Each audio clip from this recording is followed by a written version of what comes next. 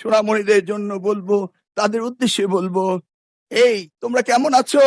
লেখাপড়া করছো তো? লেখাপড়া করতেই হবে। নকল, মোস্তফা, জালিয়াতি কোনো কিছুই আর চলবে না।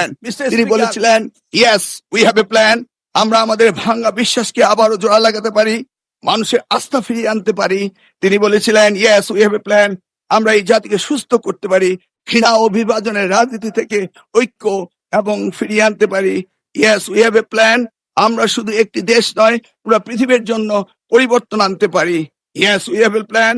তার জন্য পুরনো বস্ত্রপতা রাজনীতি থেকে বেরিয়ে আসতে হবে, ক্ষমতায় থেকে টেনে ফেলার রাজনীতি বাদ দিতে হবে, সমৃদ্ধ বাংলাদেশের পথে ঐক্যবদ্ধভাবে এগিয়ে নিতে হবে। মিস্টার স্পিকার, আমি সংক্ষেপে একটা কথা বলতে চাই। আজকের দিনে কিছু কিছু পাপের কথা উঠলেই কোথাও কোথাও বিশেষ প্রতিক্রিয়া দেখা দেয়। আমরা দেখেছি কারো কারো শরীরে জ্বালা ধরে, কিন্তু কেউ কেউ শুনতে না চাইলো। আমরা কি পাপের কথা ভুলে যাব? চাইলে কি সব ভুলে যায়? মিস্টার স্পিকার, আমরা সবাই জানি কিছু পাপ আছে যার কোনো ক্ষমা হয় না, যদিও না ক্ষতিগ্রস্তরা সেই ক্ষমা না করে দেন যেটা আমাদের পবিত্র কোরআন শরীফে রয়েছে। আমরা বাস্তবতায় অনেক সময় অনেক কিছু মেনে নেই, উপেক্ষা করি, হজম করি এবং কম্প্রোমাইজ করি, কিন্তু তাই বলে পাপ কি কখনো মুছে যায়? উত্তর একটাই, পাপ কখনো মুছে যায় না। সত্যটা হলো, এই জাতির ইতিহাসে সবচেয়ে বড় পাপের ঘটনাটি ঘটেছিল 1971 সালে। 54 বছর পরও জাতি তা ভুলে যায়নি। তার প্রমাণ 2026 সালের 12 ফেব্রুয়ারি আজকের এই মহান সংসদে আমরা এসেছি।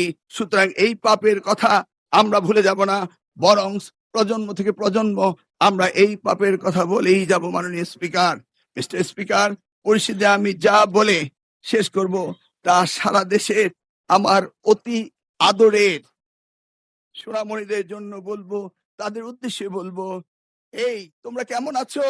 লেখাপড়া করছো তো? লেখাপড়া করতেই হবে। নকল, মোস্তফা, জালিয়াতি কোনো কিছুই আর চলবে না। মিস্টার স্পিকার, আপনাকে ধন্যবাদ, আমি সময়ের মধ্যে শেষ করতে পেরেছি। আল্লাহ হাফেজ। সবসময় জনতার কথা বলে।